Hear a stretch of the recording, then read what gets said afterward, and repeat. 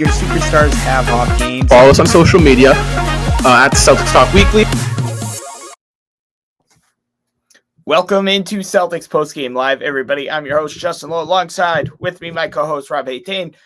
The Celtics decapitate the Sacramento Kings on the road, 126-97. That's Boston's 9th win in their last 10 games. And Seamus Arlingo, our other co-host, a.k.a. Celtics Every Day, joins us.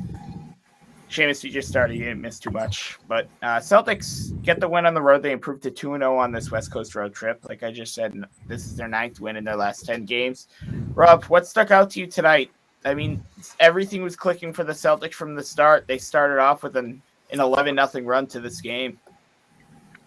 Yeah, I mean, the thing that stuck out to me the most was Jaylen Brown. I mean, he kind of finally looked like he got that step back into him. He was playing all right over the past couple games. Nothing special though. Nothing really you looked at and said, "Oh, you know, this looks like a guy that is fully healthy." However, tonight he had 30 points, 2 steals, 11 for 18 from the floor, 3 of 5 from downtown, 5 of 8 from the free throw line. So I thought he played very, very well. Another thing that stuck out to me right away on the box score is Jason Tatum plus minus of a plus 40 today on the game. So Jason Tatum was completely dominant on every aspect of the game.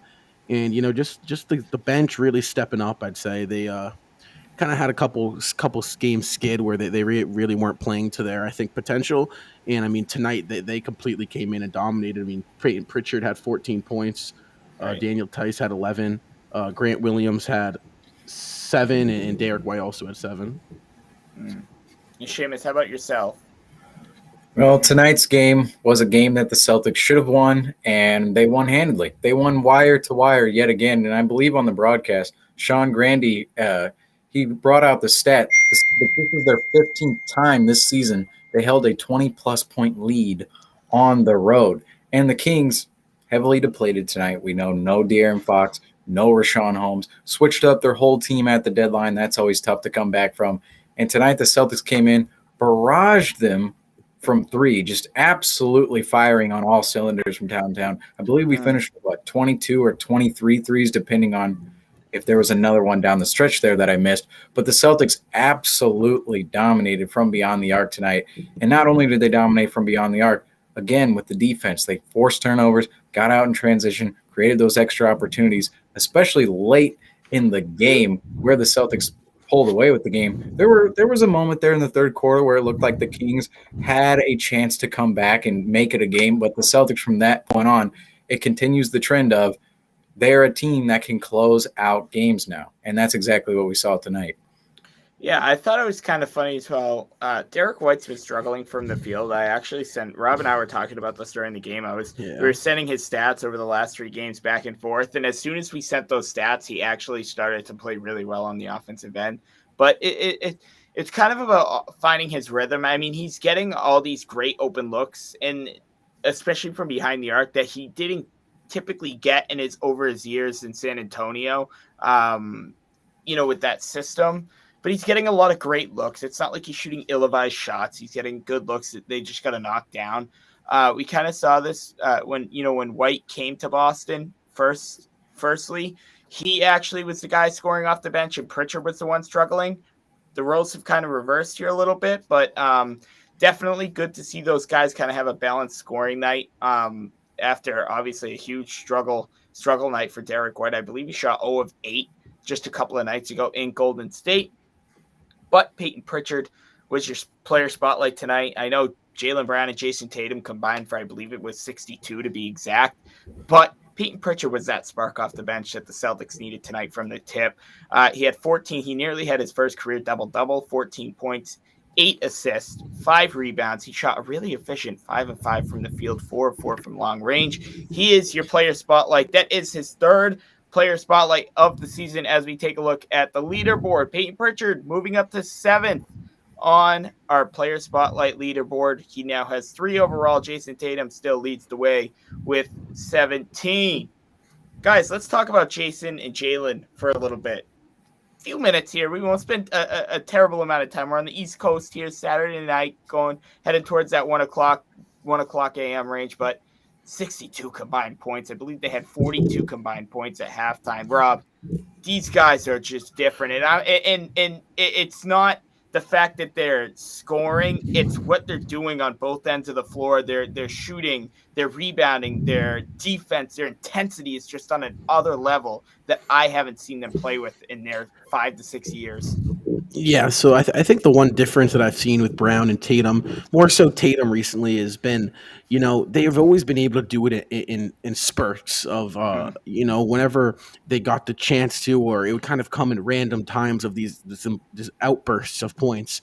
Now you're starting to see them kind of get it whenever they want. It's more of a, Tatum kind of locks in for like a 10-minute stretch. You saw there, I believe, in what was it, the second quarter, where you had 19 points in the second quarter. He kind of locks in, and he's just completely unguardable. His shot was falling tonight. Same with Brown. I mean, they would just hit in everything under the sun. Jason Tatum, I believe, shot 7 of 10 from 3, which he did. Brown, like I said earlier, 3 of 5. So, I mean, that is 10 of 15 from beyond the arc between the two of them, right around 65%. So, the guys were just absolutely just nailing everything on all cylinders. And I think the Tatum done a beautiful job at passing out of double teams. You saw Sacramento kind of throw 2 bodies at him, and he just kind of made the right pass. If you go back and watch the tape, I bet he had probably 10 hockey assists tonight, which is really important when you're getting that double team.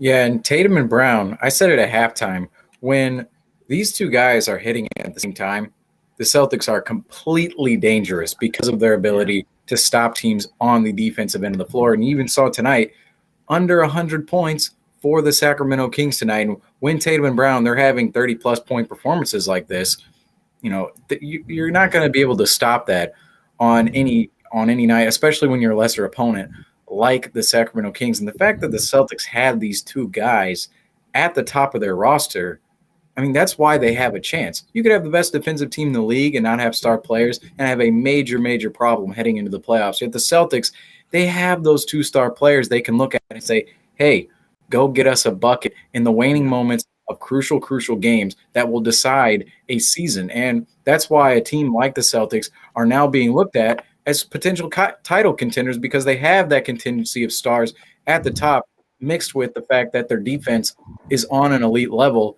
And from here on out, the Celtics, they have, 11 more games. They hit these 11 games really hard. Say they get a good first-round opponent like the Cavs, or say the Raptors move up and they face the Raptors. A lesser opponent in the East like that, this team certainly has a chance to make a run, and it's crazy to see where we're at. Of course, we're talking about this after the Kings game, but it's crazy to see where we are now compared to where we were a couple of months ago where, a game like this, yes, we beat by 53 the first time. However, you looked at a game like this and went, on the road against the Kings, who knows? They fought back in the third quarter, who knows? And now It's just, okay, let's flip the switch, let's go on a run, and let's end this game. And that's the most optimistic part about the Celtics that people just have to be looking at, is the fact that they are a team that can turn it on whenever they want, and they've shown time and time again that they're able to do that. And it starts with Jaylen Brown and Jason Tatum at the top of the roster. Yeah, and go ahead. I just want to make a quick building point off that, Seamus. Yep. Something I've noticed these past 2 games, especially being road games, and really the past 25, 30 games, teams have started to have little comebacks, right? Basketball is a game of runs. Teams are going to get hot for, a 5-minute period. We saw it with the Golden State Warrior game. The Warriors brought it down to 10. Jordan Poole is kind of hitting everything under the sun. But the Celtics did not break. They bent. They bended, but they did not break. And I think that's really important. You weren't seeing that 3 months ago, and now you're starting to see that. And I think that's what really makes a championship team, a team that will bend and not break. Because when adversity's starting to hit, they're making their shots, they're getting some stops on defense. Can you work it out through one timeout and just completely close the door on them again? That's a really good point, because when we saw that run that the Warriors went on in that third quarter a couple nights ago, when Jordan Poole was in his bag, Klay Thompson had a few shots in that third quarter. That Golden State crowd has been through championships in the recent years. Those guys expect great. They're having a great season. I know they're banged up right now, but all the momentum was with Golden State in that third quarter. They had cut it down to 10. I don't know if they got it down to 9 or 7 at one point, but either way, they cut into a 24-point deficit. And if you were to ask me about 3 months ago, Robin Seamus, the Celtics would have lost that game, and they probably would have lost that game by 10 or 11 points, just like when we saw that Chicago game where we had the double-digit lead, and all of a sudden we lost by double digits. So that's a really good point. I also want to point out, too, going back really quick on the Jason Tatum and Jaylen Brown thing, namely Jason Tatum. He had 32 points tonight, 12 of 16 shooting, 32 points, 1 free throw attempt, and 1 make. Yeah. Right? We see all these star players, and I don't want to discredit them, but we see all these star players like Harden, Joel Embiid, at times maybe even Giannis, maybe even LeBron, get 30, 40 points, but they're shooting and making between 15 and 16 free throws during that performance, where half their points, or at least a quarter of their points, are coming from the free throw line. This isn't the case with Jason Tatum, and at times, Jaylen Brown had 30 points. He had 8 free throw attempts and 5 free throw makes. These guys, it's not like they're getting their points freely. These guys are working for their baskets, and they're converting at a very, very highly efficient level. Tonight, Brown and Tatum combined shot 10 of 15 from the three-point arc. That is extremely high efficient. But I just wanted to make that point because I think that's really, really important. You know, your 2 star players scored 60-plus points tonight, and on only 9 free throw attempts combined. That tells you a lot. That tells you a lot about these guys. And you know what's even better about that, Justin, is because they're getting their points the hard way. They're getting, going to the lane, getting bumped, not getting the whistle.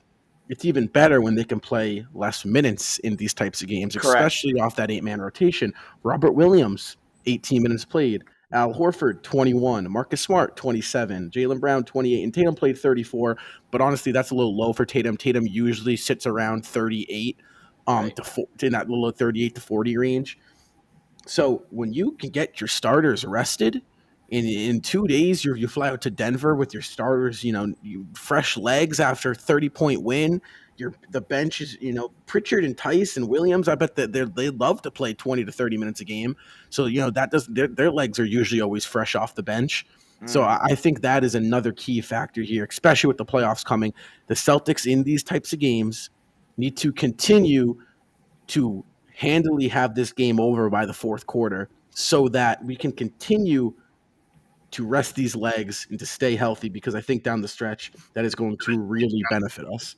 Yeah, speaking about resting legs, go ahead. Oh, sorry, but I was just going to build off of that. That's a tremendous point, too. And you also have to factor in the circumstances in which the Celtics are going through right now. Second night of a West Coast road trip, or, second game in 3 nights on the West Coast. Then you go to Denver, and then after that Denver game, you fly immediately to Oklahoma City and face the Thunder.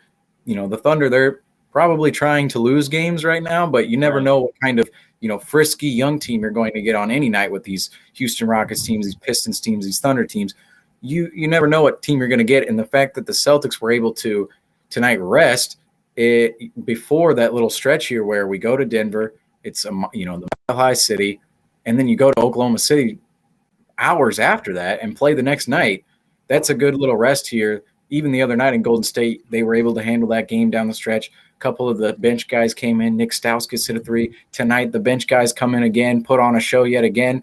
And that's going to be good, like Rob said, for the legs of the team moving forward.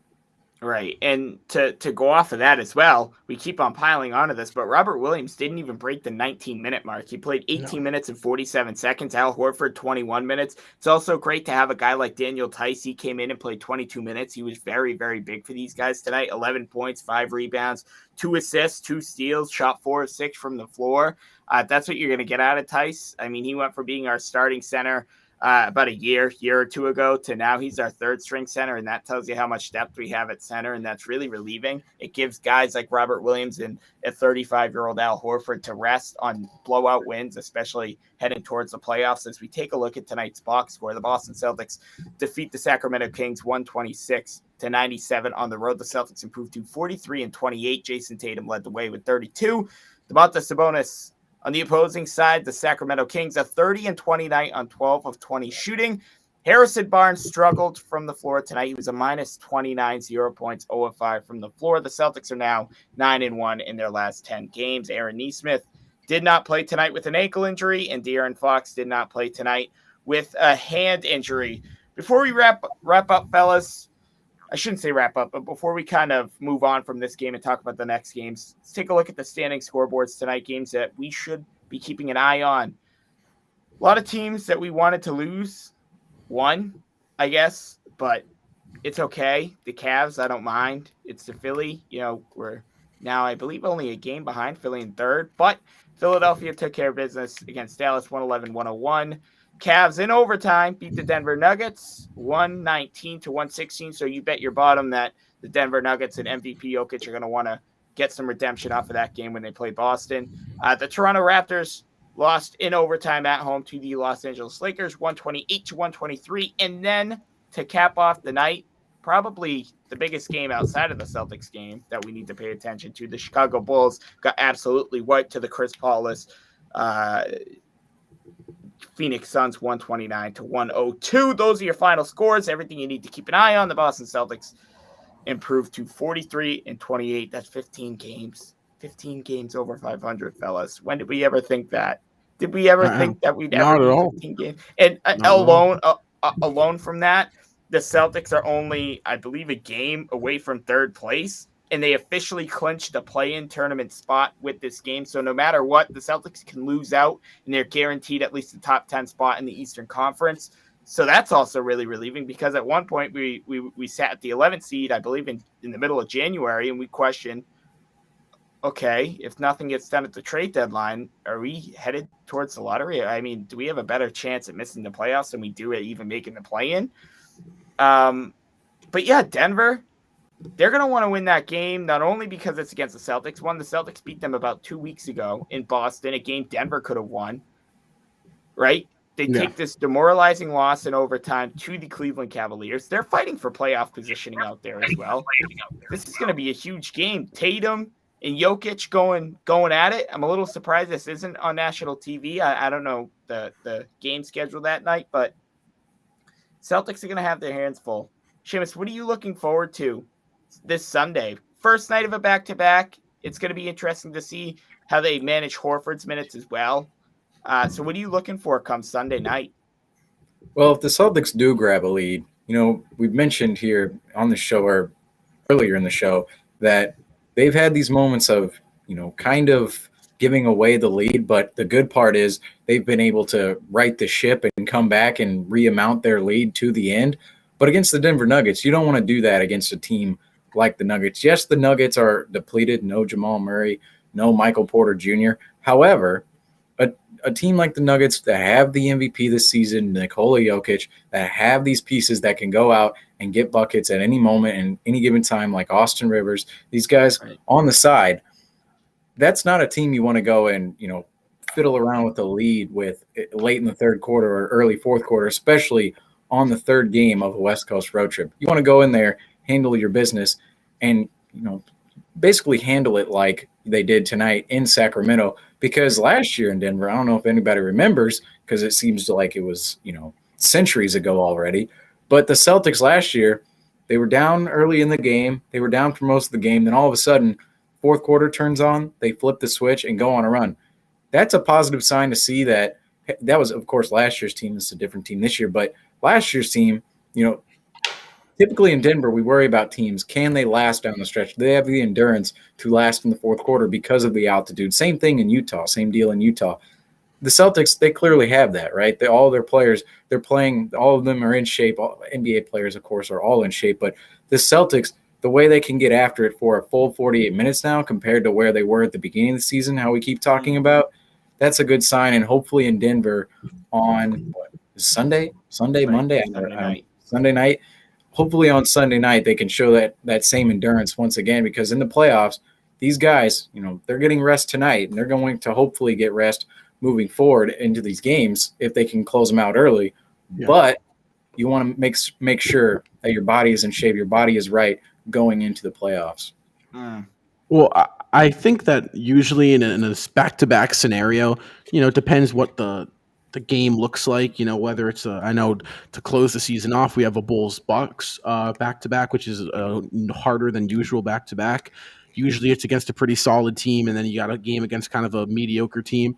I'd imagine the Denver Nuggets this Sunday night game is the game where you're going to see the heavy minutes played. Compared to that Thunder game, you might see Horford hover around 20 and whatnot. I want to see the Celtics go in there, and I want to see them kind of handle business. Yeah. I get it. This is a game where I look at the schedule and I can understand a close loss in this situation. Obviously the expectation is to win. However, Denver's gonna. Justin made a great point. They're gonna want to get.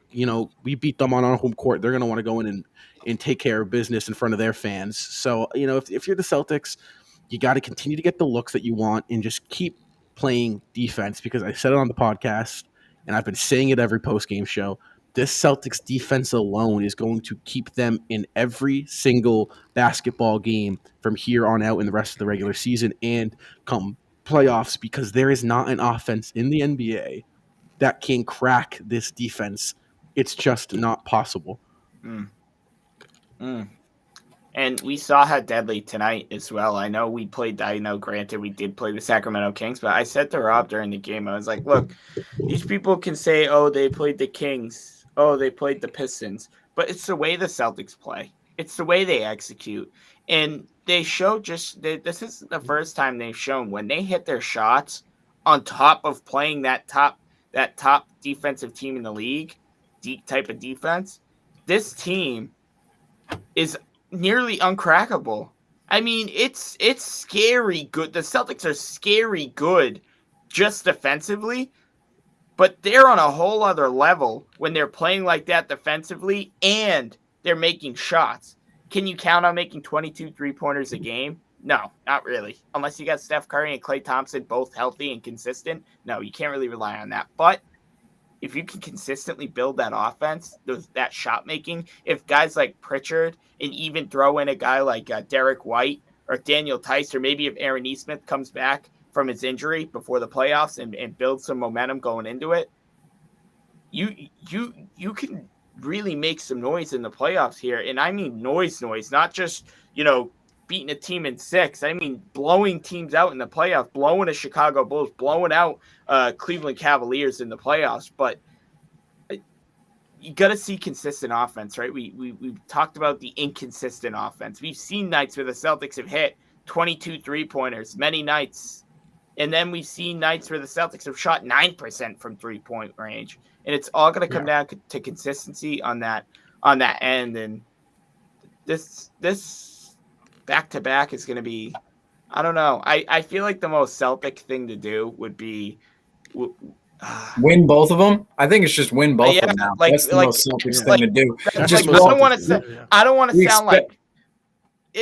to sound cocky or like ignorant or like we're the top, excuse my language, but like we're top shit. But like the most Celtics thing to do right now in the last 3 months is to go in and beat Denver wins, right? To beat Denver, beat OKC handily. Like that OKC game, with all due respect, like Seamus said, it's the second half of the season. They're far from the play-in tournament. They should be going for those lottery picks.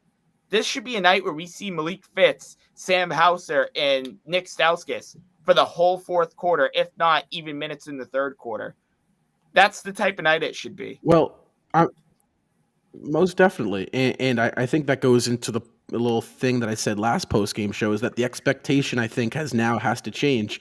It's no longer the same 35 game of the season's Boston Celtics. This is a new elevated team. Their intentions are much better. They're a much better basketball team. They are a team that wants to walk on the court with you and step on your throat. I mean, it really is. I mean, you see the way these guys play now, and especially Tatum. I mean, this guy, Tatum, he's just been yelling and screaming, and Smart's been diving on the floor, and Robert Williams has been swatting shots, and Brown's been throwing down on people and mean mugging the bench. I mean, it's a team that is hunting heads, and they are having a good time doing it.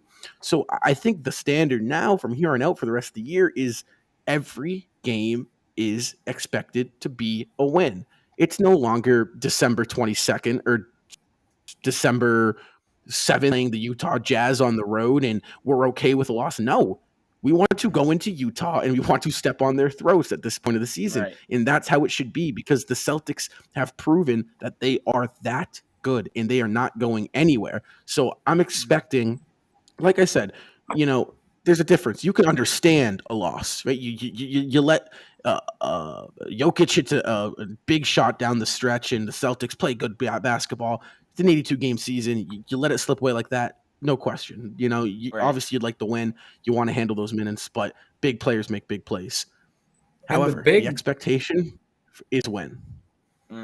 Yeah, and the big part of this team, as Rob mentioned too, is just their persona and their identity has changed since December and January. In December and January, we went into every game thinking, I don't know, we should beat the Blazers tonight. I don't know, we should beat the Knicks tonight. I don't know, we should beat the Pacers. And then all of a sudden we're looking, OT game, or we're blowing a 25-point lead. Oh my Lord, we're scoring 5 points in 7 minutes against the Blazers down the stretch, the worst defensive team in the NBA. Yet now the Celtics, every single game, like Rob mentioned, we expect to win. It doesn't matter who the opponent is. We've shown against good opponents that we are capable of winning games. Look at the Nets game. Look at the Hawks game. Yes, they're down in the standings. Look at the Nuggets game a couple of weeks ago. Grizzlies. Look at all these games. Even the Mavericks game too. I was gonna say, honestly, even Dallas, like we took them down to the last shot. We had a double-digit lead a majority of the first half as well.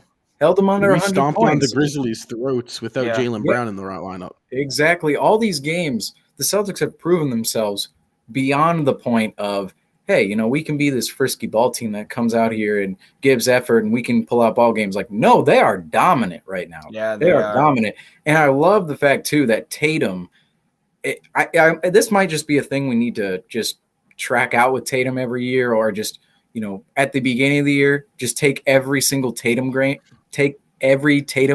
with a grain of salt, because Tatum, all of a sudden now, this is 2 seasons in a row where he starts the season like, okay, he's fine, okay, and then he just goes up to a new level. Right. And with this team specifically, he's taking the identity of a team up to a new level, because their star players, the leader of the ball club, most of us think is probably Marcus Smart in there as a vocal leader, but your stars represent your franchise, right? Jaylen Brown and Jason Tatum, they represent the franchise. They represent the players out on court as well. And when you have Tatum in a night like tonight, in a game like tonight's game, where he's just stepping into threes, just in transition and hitting them like it's nothing, and just really looking like I am the man here. Like, I am dominating you guys. I am getting whatever shot I want on you guys right now. I am hitting everything in your face, and there is nothing you can do to stop me. When Tatum just carries that on his shoulders, is carrying that just swagger on his shoulders that he didn't have coming into the league, that is just incredible to see. And that is the biggest development. It just, from my time watching the Celtics franchise period, Tatum's development, Tatum's swagger development is some of the biggest just wow I've seen in the past couple of years, because he's actually a face now of the league. People love him around the league. People adore him. And it's not just because of his play. It's because of his personality out there on court and his fire that he brings to the team that we didn't see really at the beginning of the season. Maybe that's just going to be a trend, but right now we're seeing 100% engaged Jason Tatum, and there's only 11 more games until the playoffs. And that is exactly when you want to start to see that kind of fire come out of these star players. And the Celtics have had a killer March, by the way. This March schedule is a lot tougher than that February schedule. Don't get me wrong, Celtics played phenomenal in February, but this competition that we're seeing late in the season in March, Celtics are 7-1. They've played 8 games so far in March. Wins including Sacramento on the road, Golden State on the road, Charlotte on the road, 11-point win against Detroit, a 6-point win over Kevin Durant, Kyrie Irving, and the rest of the Brooklyn Nets, a 13-point win against John Morant and the Memphis Grizzlies without Jason Tatum, without Jaylen Brown, a 107-98 win over the Atlanta Hawks at home. You can also say that was without Jaylen Brown. Brown played 2 to 5 minutes, got hurt, and he was gone down and out. And then a 3-point loss at the buzzer to, who was it? Spencer Dinwiddie You lost that game on KG night. Yeah. Right? You live with that, right? 7-1, the opponents that we're beating, and we're beating them like double-digit wins, a 29-point win in Sacramento, a 22-point win in Golden State, a 14-point win in Charlotte, an 11-point win against the Detroit Pistons. Like, the Celtics are winning a 13-point win against Memphis. The Celtics are winning games, and they're winning them comfortably, right? And that's something we didn't see, like you pointed out earlier, Rob. That's something we didn't see in the beginning of the season. But the Celtics' 29-point victory over the Sacramento Kings, they do sweep the season series. Celtics beat them by 53 points back in January. I'd love to see the Sacramento Kings in the first round of the playoffs if they could switch over to the Eastern Conference, or if we could switch over to the Western Conference. They're never making the playoffs. They're never making it there. It's not happening. Look, before we wrap up here, we have a little conspiracy theory going on in the group chat, because this is pointless, but it's just interesting. We think that the Celtics banished the Classic Edition uniforms because the Celtics were supposed to wear them they were scheduled to wear them against Golden State. They were scheduled to wear them against Atlanta, and there was another team as well this month. In all 3 games, the Celtics came out in white, their regular whites. Do you think that's like the Celtics equipment managers like, you know what, we sucked in these in the first half of the season. We're not bringing back those vibes. Post-trade deadline vibes, are not bringing that back. You think they just said, fuck it, we're not doing it? We need to find the person responsible for all of this. That's the key. I like the jerseys too. No, I know, but like the Celtics don't have an awful isn't that just, that's a little interesting, a little strange, isn't it? I know it's kind of pointless, but I don't know. Maybe they're like consecutive games as well. I see all these weird jersey matchups, and even last year, I thought they went completely overboard. I look at the 2020-21 highlights sometimes of just games from last year, and I just go, what were we doing with that jersey matchup? Like, why are we mixing those two teams? Lime green Timberwolves versus banner jersey Celtics. It was terrible. And I was, my conclusion of the NBA and why they put these jerseys together, and especially on primetime games and especially on weekend games, is to advertise, right? What better way to advertise an alternative jersey than to put it out there on court on a nationally televised game or on a weekend game where, hey, kids are watching, younger people are watching, and those are the people mostly entertained with the NBA, right? And so that's the whole philosophy in my mind of just advertising the jerseys.